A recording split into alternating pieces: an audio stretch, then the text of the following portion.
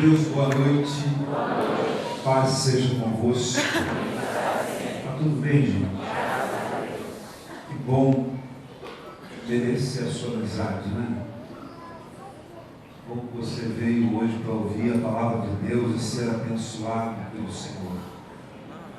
São Mateus capítulo 5, verso 13. Vós sois o sal da terra. Amém? Diga comigo, eu sou o sal da terra. Feche os olhos, curve a sua cabeça e vamos falar com Deus. Querido Deus e eterno Pai, obrigado, Senhor, por esse primeiro momento onde adoramos e bendizemos o Teu nome. Obrigado, meu Deus, pela manifestação do Teu Espírito durante o louvor, durante a adoração. Queremos te pedir agora, Senhor, venha falar ao nosso coração na noite de hoje. Venha derramar sobre nós uma unção fresca, poderosa do Teu Espírito. Tira, Senhor, da nossa vida tudo aquilo que não provém de Ti, tudo que não presta, e que a nossa atenção, que o nosso coração esteja voltado para a Tua palavra nesta noite. Diga amém, Jesus. Pode sentar. Eu encontrei uma mensagem interessante que na minha Bíblia, com o seguinte tema: prove a si mesmo. Diga comigo, prove a si mesmo. Você já parou para refletir sobre a importância do sal? Nos nossos dias, nós sabemos que o sal em exagero ele faz mal. Mas se tem um elemento que não pode faltar na despensa, na cozinha, no tempero, sem sombra de dúvidas, é o sal. E é o mais barato que a gente compra, não é, irmãos? Ainda é o mais barato o sal? O sal é um dos elementos que vai para a nossa mesa de preço mais baixo, porém de uma importância fundamental. Você pode comprar um filé mignon e tente experimentá-lo sem sal. Não presta. A senhora pode fazer aquele arroz maravilhoso. Quem gosta de arroz aqui? É difícil uma pessoa que não gosta de arroz. Quem gosta de arroz? Eu só conheci uma pessoa que não gostava de arroz na minha vida. Então a senhora faz aquele arroz maravilhoso, ele está fresquinho, mas ele precisa do sal, nem que seja em pequenas quantidades. E por incrível que pareça, o sal feito ou temperado só com o arroz temperado só no sal, ele para mim é mais gostoso do que ele temperado com muitos outros temperos.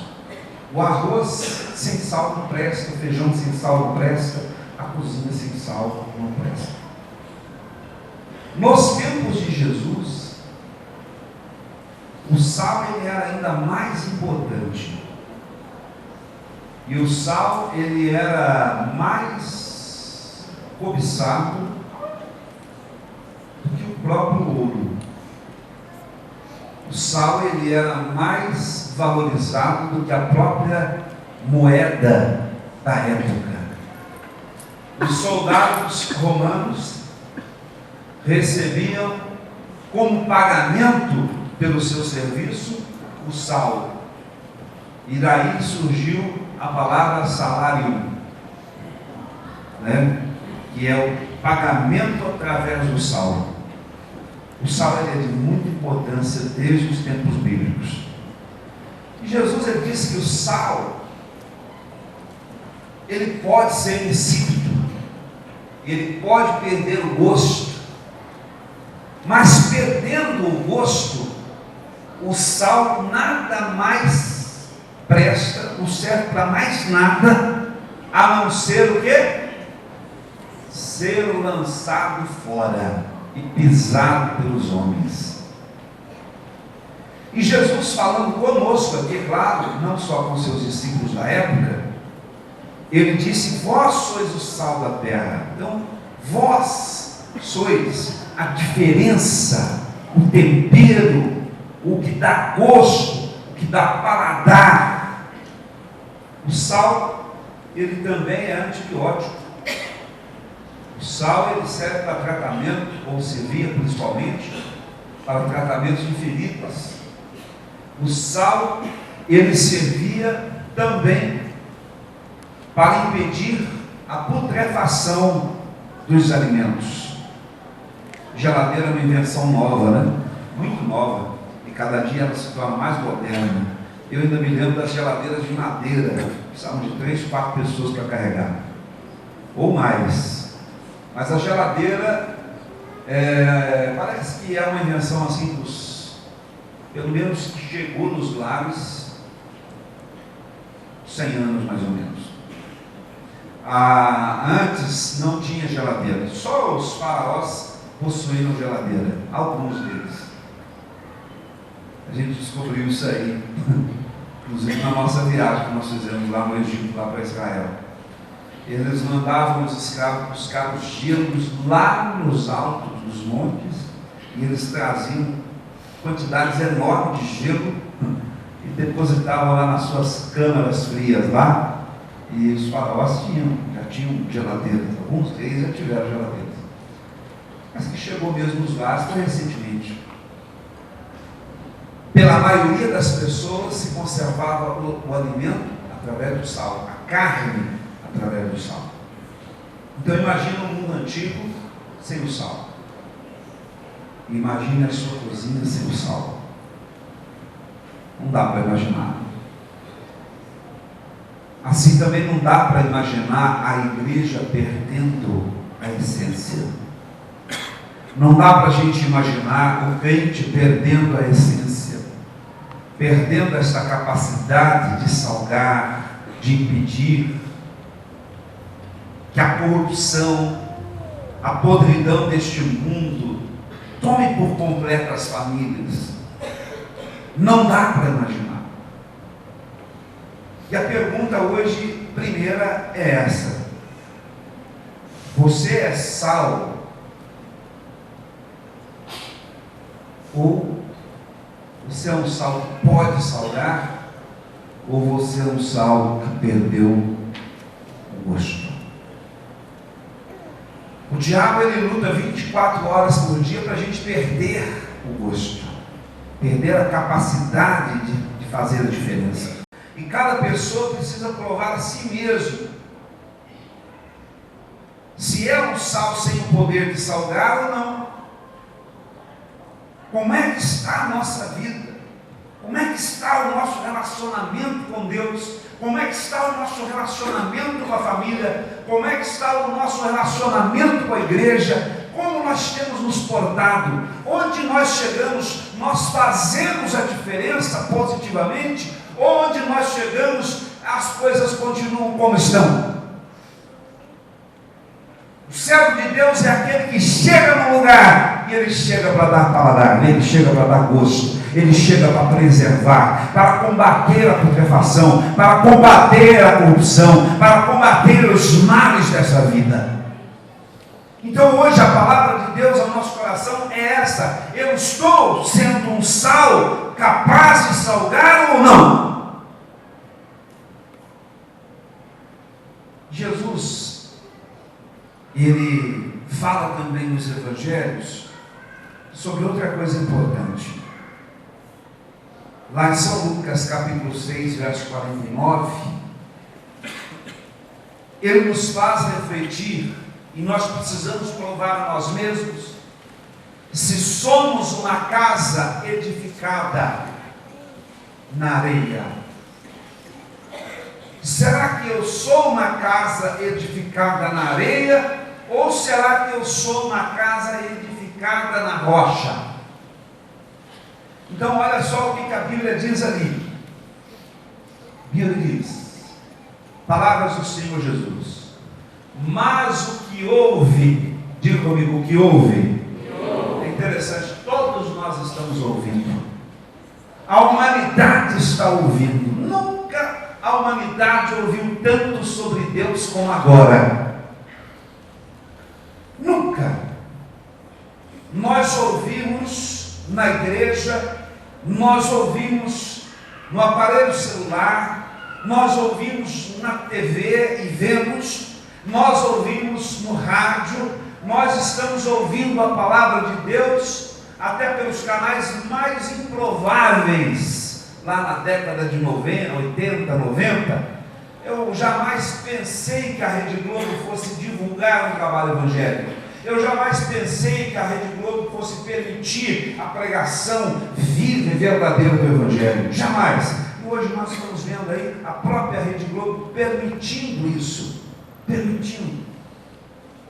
Mas isso não está acontecendo à toa, não. Isso está acontecendo porque nós temos visto pessoas que são sal e que estão edificando a sua casa sobre a rocha e que estão em evidência na sociedade. Então essas pessoas representam um povo. Hoje, o povo evangélico, ninguém está falando de incenso, ninguém está mexendo com isso, mas eu tenho quase certeza que nós já devemos ter quase chegado a 40% no Brasil. Quase. Isso aí não vai ser divulgado porque não há interesse. Não há interesse. Mas a gente percebe que algumas pessoas adotam realmente uma postura diferenciada nos canais de TV, na mídia. Algumas pessoas lá que estão jogando bola, o pessoal gosta muito de futebol, são crentes verdadeiros, são dizimistas, são ofertantes, não tem vergonha de falar de Jesus. Então isso está arrebanhando uma quantidade de gente enorme, isso está mexendo com a opinião pública. Então tem muita gente ouvindo, muita gente ouvindo. Hoje aqui parece que todos estão ouvindo, mas a Bíblia diz que não é só ouvir. Aquele que ouve e pratica. Amém? Aqui fala para a pessoa que está ao seu lado, ouvir. Você está me ouvindo? Não basta apenas me ouvir, tem que praticar. Não basta.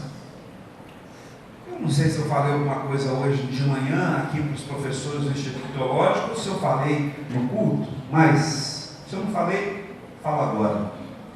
Não lembro que eu falei para um dos grupos, eu falei. Não é só adquirir conhecimento, não. Conhecimento, ele tem que ser adquirido junto com a sabedoria. O conhecimento, às vezes, me deixa até uma pessoa mais burra ainda. Irritante,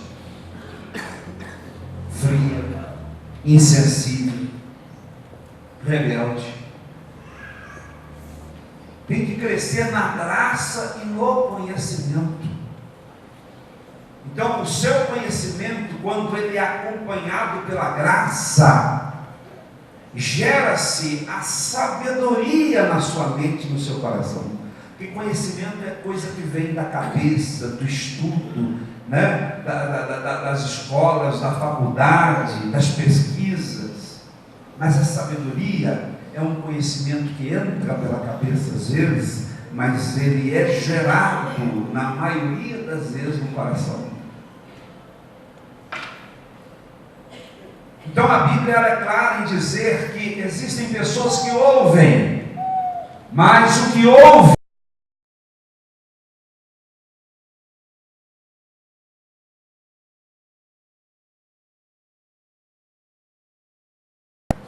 areia. Nos tempos de Jesus, as pessoas elas não tinham o conhecimento ainda do concreto armado que nós temos hoje. Hoje, a maioria das construções são construídas ainda desta forma. E naqueles dias, as pessoas buscavam os terrenos firmes, de preferência onde existisse aquela laje de pedra. Lá no Oriente Médio não é nada difícil encontrar. E ali as pessoas faziam ranhuras quando a pedra era muito lisa, e eles construíam a casa sobre aquelas lajes. Às vezes, a própria laje, ela servia até para a confecção de cômodos, dependendo do dispositivo ali das pedras. Mas existiam ainda aqueles que insistiam em construir a casa em areia, na terra. Os dois praticamente gastavam o mesmo tempo para construir as casas. Só que a casa que é construída sobre a rocha, ela dura o quê? Muito mais. E sabe o que é uma casa construída sobre a rocha? Eu vou mostrar para você aqui agora. São Mateus capítulo 5. O primeiro versículo. Aliás, vamos ler do versículo 3 em diante. Jesus, ele mostra o que é uma casa edificada sobre a rocha. Uma das primeiras mensagens que Jesus prega, o Sermão da Montanha, e ele nos revela aqui o que é uma casa construída sobre a rocha. Olha o que Jesus fala. Jesus fala que bem-aventurado os humildes de espírito, porque deles é o reino dos céus. Diga comigo, bem-aventurado os humildes de espírito, porque deles é o reino dos céus. Bem-aventurado é feliz o homem. Feliz é o homem pobre de espírito, humilde de espírito. Lá no mundo, uma pessoa pobre de espírito é uma pessoa considerada vazia, né? Uma pessoa desprezível, sem brilho, sem graça, opaca. Mas aqui a interpretação que nós temos de uma pessoa pobre de espírito, ela é diferente. A interpretação que nós temos aqui de uma pessoa pobre de espírito é uma pessoa que depende de Deus. As pessoas não entendem porque você vem toda semana na igreja, 1, 2, 3, 4 vezes, e quando tem campanha tem gente que vem às 7. Tem gente que não entende por que você está tão envolvido, comprometido com a obra de Deus. Você vem, você canta, você dá aula na escola bíblica dominical, você é um diácono, você está sempre fazendo alguma coisa, e eles não conseguem compreender isso. Mas na verdade isso tem uma explicação. Nós, em busca desta felicidade, nós nos examinamos e chegamos ao entendimento de que nós, quanto mais nos aproximamos de Deus, mais ainda precisamos dele. Então é interessante quando você chega na igreja se sentindo vazio.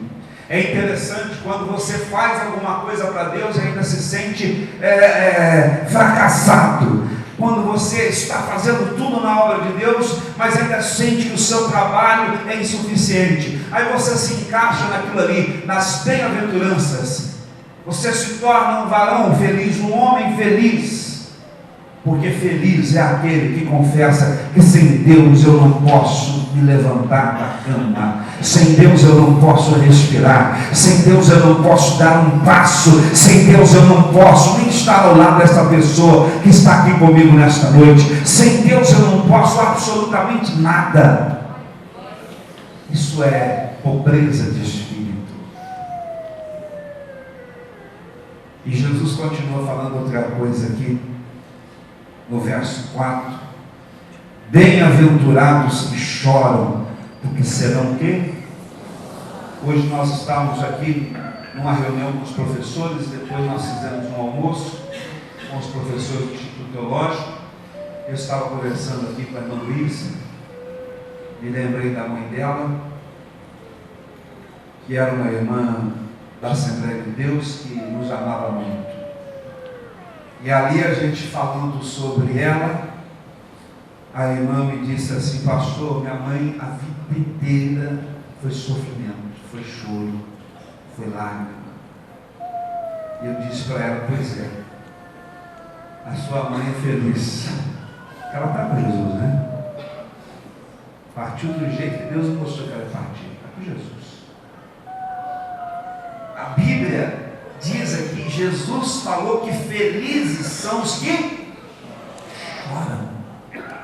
Então, irmãos, construir a casa sobre a rocha não é viver só de bênçãos, de prosperidade, de milagre, de libertações. Às vezes as pessoas ficam muito atrás disso. Nós estamos vivendo uma época em que as pessoas vivem num frenesi só, em busca do ter. E é lá fora, no mundo secular, é aqui dentro na igreja, dentro nas igrejas, as pessoas querem ter. Eu quero ter saúde, eu quero ter dinheiro, eu quero ter uma bela casa, eu quero ter um belo carro, eu quero ter. Tudo isso está prometido por Deus na Sagrada Escritura para nós. Mas o primeiro que eu quero ter, o primeiro que nós teremos que ter realmente, buscar ardentemente no nosso coração, irmão, é estar firme na presença de Deus. Meu amigo, diz: bem-aventurados são os que choram, porque é nas lágrimas que a gente encontra as maiores riquezas. Então eu quero falar, viu, irmãos? Foi nas lágrimas da sua mãe que resultou tudo isso aqui hoje, né? Os maiores riquezas da sua vida. Foi nas lágrimas dessa pessoa que você conhece, que foi serva de Deus até o fim. É nas lágrimas que você tem derramado, que realmente você é confessado pelos lábios do Senhor Jesus como bem-aventurado, como feliz. E infelizmente, nós não queremos as lágrimas, nós queremos só os risos. Os homens, cada dia que passa, eles procuram e inventam coisas novas para nos fazer rir. Nós estamos vivendo também a era do entretenimento. A era do entretenimento, dos grandes parques, a era das grandes comédias, dos filmes mais engraçados, das situações mais propensas a nos fazer rir, a nos entreter. Mas, meu irmão, sabe o que a Bíblia diz? Há mais sabedoria na casa onde há luto do que na casa onde há festa, onde há riso. Se você perguntar para mim qual ocasião que eu mais gosto de pregar, uma das ocasiões que eu mais gosto de pregar são nos velórios, no ofício fúnebre, porque ali o ser humano ele se depara com quem ele é. Eu vi uma entrevista de uma personalidade aí do mundo artístico, cultural, e morreu alguém muito famoso recentemente em Belo Horizonte, e eu vi o camarada dando uma declaração, e ele dizia assim: como é que vai ser minha vida agora, chegar em Belo Horizonte e não poder ligar para ele? Então, quando nós estamos diante de situações como essa, nós percebemos que nós somos, o que nós valemos realmente. Quanto vale a vida? Porque por mais poderoso que um homem seja, ele não tem controle sobre os seus dias na face da terra. Esse controle é dado a Deus. Só Deus é que sabe o dia que nós vamos partir. Por mais poderoso, os cientistas estão descobrindo cada coisa, cada dia que passa. Hoje estão falando por aí que ficar velho é uma opção. Se a pessoa tiver dinheiro, ela não fica velha, né? Ela não envelhece. E a gente vê isso aí na vida desses artistas famosos, o Silvio Santos. Quem fala que sou eu, 80 anos? Quem fala, né? Mas só que vai chegar uma hora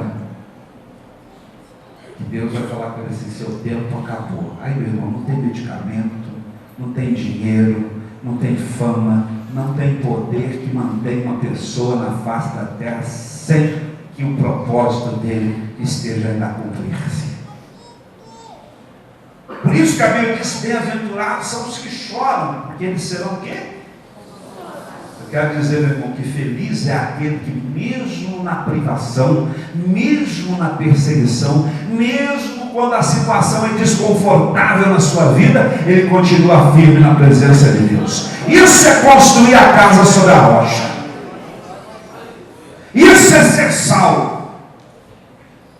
E ele continua dizendo: bem-aventurados os mansos, porque eles herdarão a terra. Jesus parece que estava aqui no contrassenso, pregando de forma mesmo que contrariava as pessoas da época, porque o povo acostumado a conquistar na base da violência, na base do poder econômico, na base do poder político. Aí Jesus joga por terra toda aquela arrogância e fala assim: quem vai herdar a terra não são os guerreiros mais.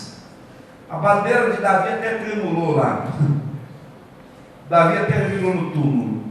Quem vai conquistar agora não vai ser na base da espada. Quem vai conquistar são os mansos. E é claro que ele fala do reino de Deus, meu irmão. Você pode conquistar muita coisa aqui na base da espada, mas o reino de Deus você só conquista na base da mansidão. Você pode conquistar muita coisa aqui na base do grito, na base do colocar os pés: esse lugar é meu, porque está escrito na Sagrada Escritura. Mas mesmo assim, olha, bem-aventurado, aquele que ouve e pratica é o que constrói a casa sobre a rocha. Então você pode bater seu pé, às vezes na violência, conquistar alguma coisa, mas o reino de Deus só se conquista com a mansidão, com descanso. E ele fala muitas outras coisas aqui. Os que têm fome e sede de justiça, porque serão fartos. Ele fala sobre os misericordiosos, porque alcançarão a misericórdia. Então são aqueles que se colocam diariamente no lugar do outro. Esse é que vai alcançar, esse é que é feliz. Diga amém, Jesus. E é interessante que quando a gente vê uma pessoa sofrendo e consegue sofrer com ela, depois que a gente passa aquele momento ali de reflexão, de sofrimento, aí você é tomado de um gozo, de uma paz, e você louva a Deus, e você diz: Senhor, muito obrigado, porque eu tenho as minhas pernas. Muito obrigado, meu Deus, que eu estou reclamando da minha esposa, mas minha esposa está dentro da minha casa, cuidando dos meus filhos. Eu estou reclamando do meu marido, mas o meu marido está dentro da minha casa. Hoje ele até veio ao culto comigo. Muito obrigado, Jesus. A Bíblia diz que a gente precisa provar a si mesmo. Será que eu sou salvo? Será que eu sou uma casa edificada sobre a rocha? Será que a minha alegria, será que nós estamos enchendo essa igreja hoje por causa das promessas? Por causa dos milagres? Por causa de tanta coisa boa que Deus tem nos dado? Hein? Será? Ou será que nós estamos aqui realmente crendo no Senhor Jesus? Que Ele é Deus na minha vida, independentemente das coisas estarem dando certo ou não. Ele será Deus na minha vida, independentemente de ser torturado ou ser acariciado. Em alguns momentos você poderá ser torturado por Jesus ou acariciado pelas pessoas, mas Ele ainda vai continuar sendo o quê? Deus na sua vida. Diga amém, Jesus. E olha o que eu falo aqui, baseado em São João capítulo 15, verso 6. Quem veio na igreja essa semana ouviu eu pregar sobre São João 15. Eu sou a videira verdadeira, meu pai é o lavrador, o agricultor. Então aqui está dizendo o seguinte, agora, João capítulo 15, verso 6. João 15, 6. Quem não permanece em mim é lançado fora, como a vara, e seca. Tais varas são recolhidas, lançadas no fogo e queimadas. Quem não permanece. Isso aqui é romanticamente maravilhoso de ser lido e de ser interpretado. O difícil é ser vivido. Tirar a coisa, sabe, do papel e fazer da parte de nosso respirar. Sabe o que Jesus quis dizer com isso aí? Lá no primeiro versículo, ele diz: eu sou a videira verdadeira, meu pai é um agricultor. No capítulo 15. Jesus, ele reconhece a autoridade de Deus sobre a sua vida. E ele faz dessa forma porque realmente Deus, o olhar de Deus para conosco é um olhar diferente. Deus é amor. Mas o olhar de Deus é um olhar de justiça. E de repente Jesus coloca Deus ali como agricultor e ele como a videira. Por quê? Porque o agricultor que é responsável pelo seu campo, que é responsável pela sua árvore frutífera, ele vem com a tesoura, com a enxada, com o machado, com a foice, e às vezes ele tem que usar de violência contra a planta. Ele tem que usar de violência contra a planta. Eu contei a experiência aqui. Lá na minha casa tinha um pé de mangueira, tem ainda. E eu sempre quis ter fruta na minha casa. Eu tinha vontade de ter fruta e tinha vontade de ter também aquela árvore dama da noite. Como é cheirosa a dama da noite, né? O povo fala: você é planta de macumba, planta de... Macumba o quê, meu irmão? Deus é que consagrou aquele negócio, Deus é que fez, o homem que levou para o capeta, né? Então eu sempre queria ver assim de noite aquele cheirinho gostoso, no quintal, e graças a Deus, Deus me concedeu esse privilégio.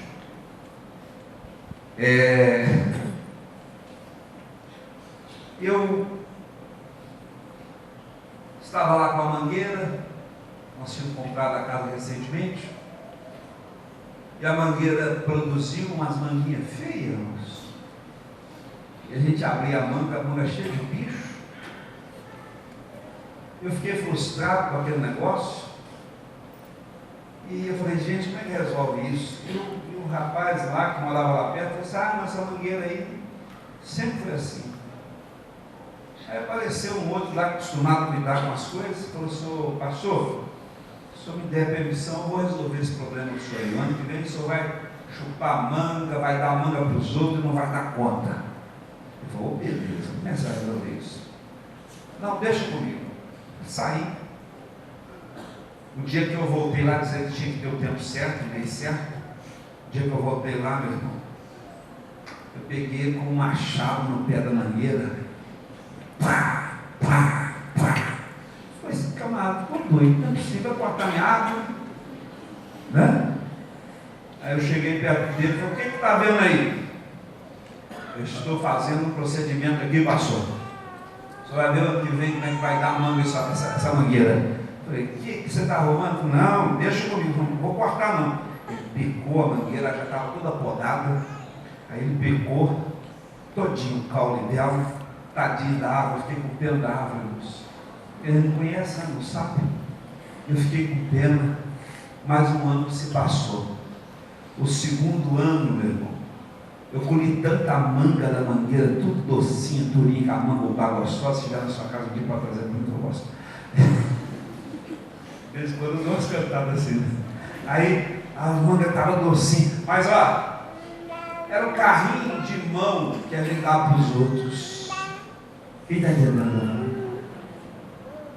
Às vezes, irmãos, a gente quer ser planta do Senhor, mas não aceita ser cuidada. Porque esse cuidar de Deus, às vezes vem um machado, vem a foice, vem a tesoura, dói. E como muita gente está envolvida nessa questão só da prosperidade, dos shows, dos espetáculos, quando a coisa começa a pesar, pegar, aí que a nossa fé é provada. Está entendendo? Você sabe quando é que você vai descobrir se essa pessoa que você escolheu para conviver com ela te ama, quando você tiver comido 1 quilo de sal com ela. São os anos que revelam isso. Sabe quando é que a qualidade da nossa fé, do nosso amor é avaliado? É quando as coisas não saem como nós planejamos. Quer ver se você é cristão mesmo? O dia que você chegar aqui na igreja e eu lhe der uma repreensão daquelas, vamos ver se você volta. Quer ver se você ama mesmo a sua esposa, o seu esposo, o dia que você descobrir um erro nele, um erro nela? O nosso amor, a qualidade da nossa fé é provada não nos momentos de festa, mas nos momentos de privação. Lê o livro de Jó, você vai entender. Quem está entendendo o que Jesus está falando, irmãos? Mas olha o que a Bíblia diz.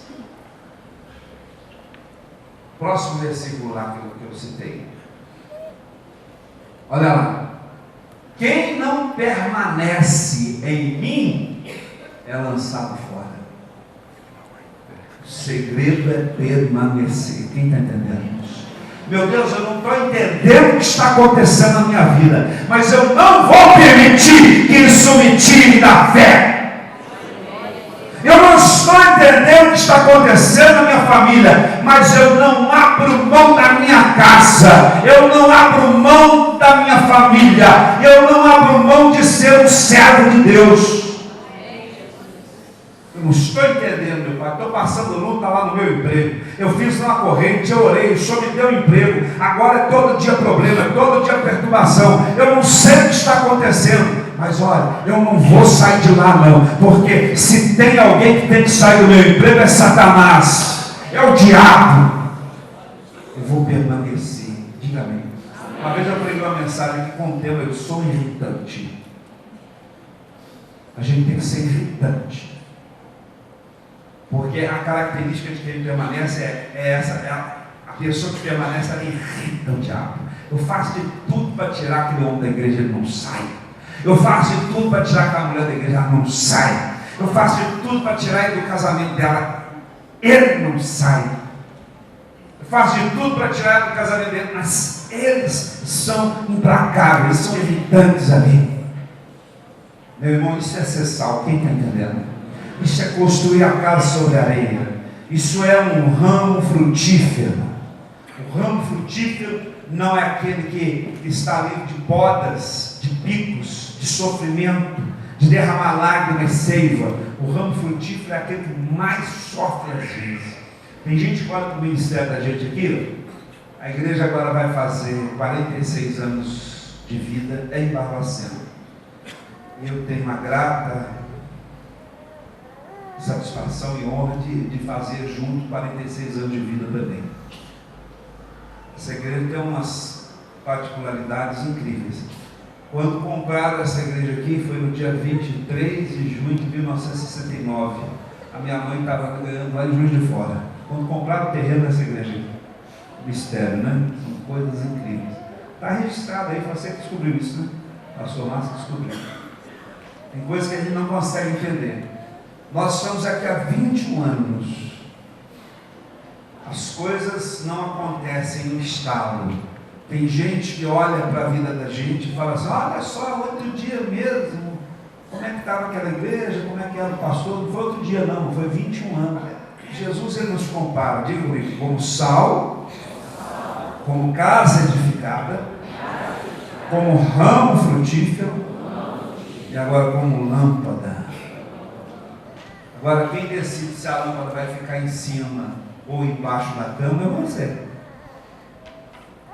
Mas que as comparações são as mais promissoras e orientadoras possíveis. Olha o que Jesus fala aqui em Lucas capítulo 8, verso 16. As comparações que ele faz sobre nós são todas positivas, são todas boas. Ninguém, pois, acende uma candeia e a cobre com algum vaso, ou põe debaixo da cama, mas põe-na no velador, para que os que entram vejam a luz. O propósito de Deus para a sua vida é brilhar e iluminar, irmãos. Isso aí não tem dúvida. O propósito de Deus para a sua vida é você ser a diferença. Agora eu vou fazer uma pergunta para você aqui. Óbvia, mais óbvia é impossível, mas é necessário a gente refletir sobre isso. Que hora que se acende as luzes? Se você sair de dia com a lanterna na mão acesa, o povo vai te chamar de quê? De doido. Se você pegar uma lanterna também e colocar debaixo da cama, não sei que vocês estejam querendo procurar alguma coisa lá, cuidado, quem procura acha que não vai tempo. Mas se você põe lá uma lanterna debaixo da cama, o pessoal vai achar o quê? Você está com problema. As luzes são necessárias em meio às trevas. Se a primeira sombra que vem sobre a sua vida, você desanima, pensa bem. A primeira nuvem que paira sobre a sua casa, sobre a sua família, sobre sua comunhão na igreja, sobre o seu ministério, você desanima. Lembre-se que Jesus, ele só nos compara com coisa boa, coisa preciosa e cara, e que faz a diferença.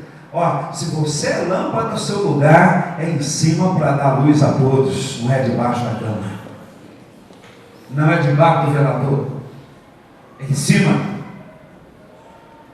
Então prove a si mesmo. Quantas pessoas estão aqui que na hora do problema, né? O que ele faz? Ele esconde. Na hora da dor, o que ele faz? Ele entrega os pontos. Às vezes a gente é até mal interpretado, às vezes. Mas eu vou falar a verdade para você, irmão.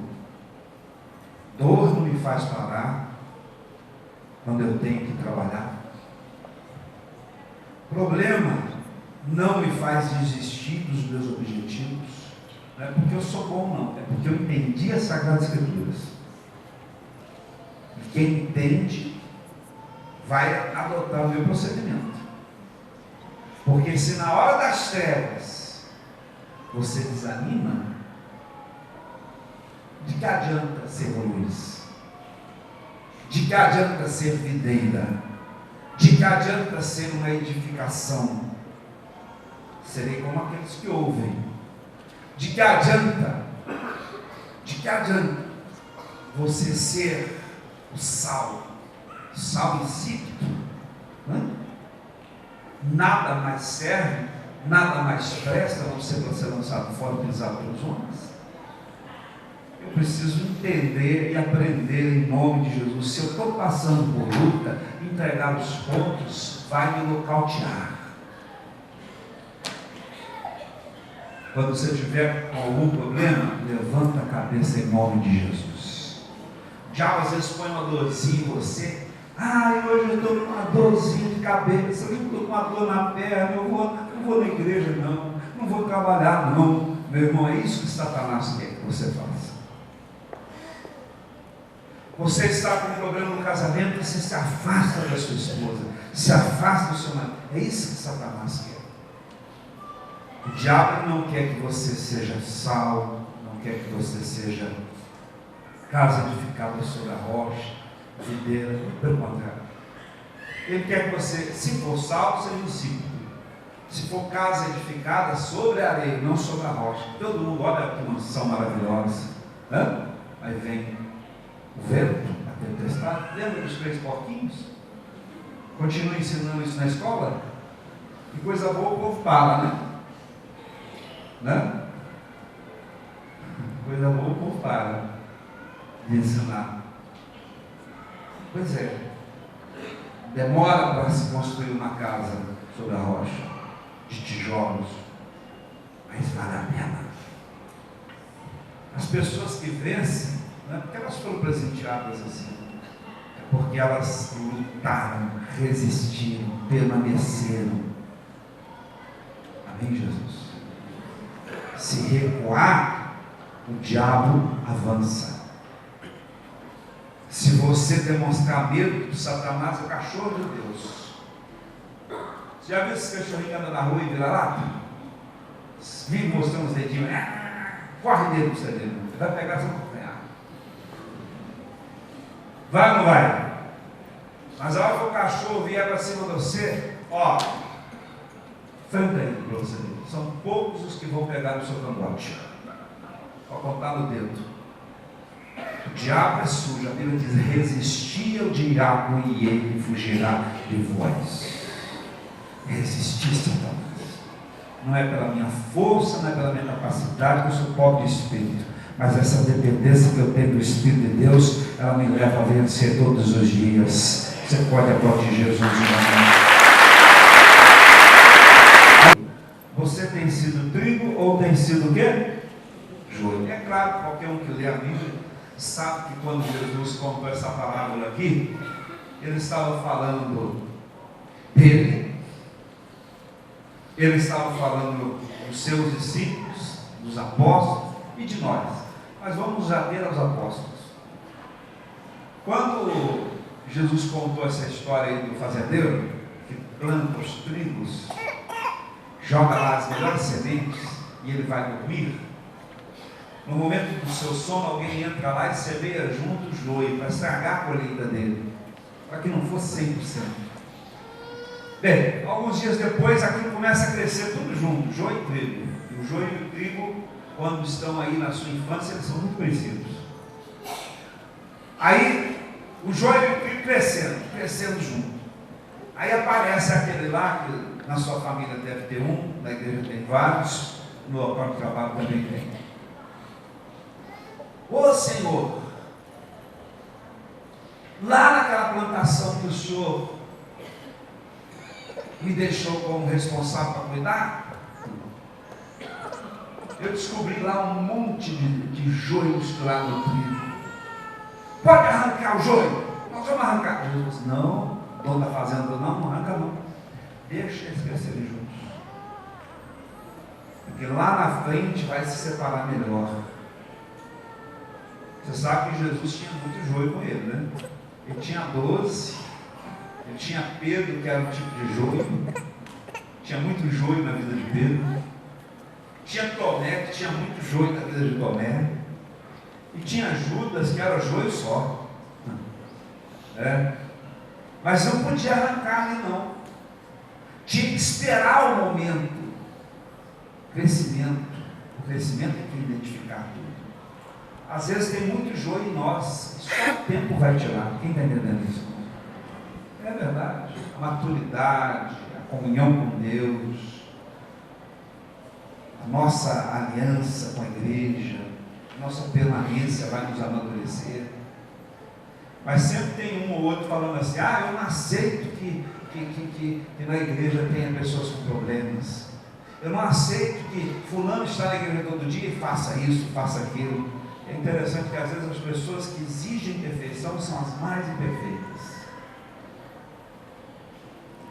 As pessoas que exigem perfeição às vezes são as mais. A gente tem que tomar cuidado com isso. Bem, para encerrar. Agora é pesado, hein, gente? Vocês estão preparados? Hebreus 12:8. Será que eu sou um bastardo em vez de filho? Hebreus 12:8. Olha lá. Mas se estáis sem disciplina, da qual todos se têm tornado participantes, sois então o quê? Bastardos e não filhos. Deus tem nos disciplinado muito esses dias, não é verdade? As mensagens estão tirando até pedaço da gente. Verdade. Mas tanto resultado que tem dado positivo. Essa semana um casal me procurou, foi lá no escritório pedir a bênção. Eles estavam separados, estavam em pé de guerra, estavam dividindo os bens, mas a vida estava tão enrolada que nem para dividir o bem não estava dando, era mais mal ainda, estava fazendo mais mal ainda a tal da divisão dos bens, e a coisa estava irreversível. Pregamos essa mensagem da amizade, do perdão, depois da amizade, em menos de 15 dias, a família não só se reatou, se reformou na presença de Deus, né? Se reformulou na presença de Deus, como eles foram lá no escritório, pediram a bênção para as alianças, estão recomeçando uma nova vida. Então, às vezes a repreensão ela é mais importante na nossa vida do que o afago. Amém, gente? Tem que ter maturidade para isso, discernimento, entendimento. Nem sempre nós vamos ouvir palavras que nos levantam. Às vezes são palavras assim que vêm, parece que para nos afundar. Mas esse não é o objetivo. O objetivo de Deus é que você seja salvo. Casa edificada sobre a rocha, videira, amém? Videira, seja luz, seja trigo e não joio, filho e não bastardo. Ame a repreensão, ame a disciplina, aceite Jesus tratar com você, porque você vai ser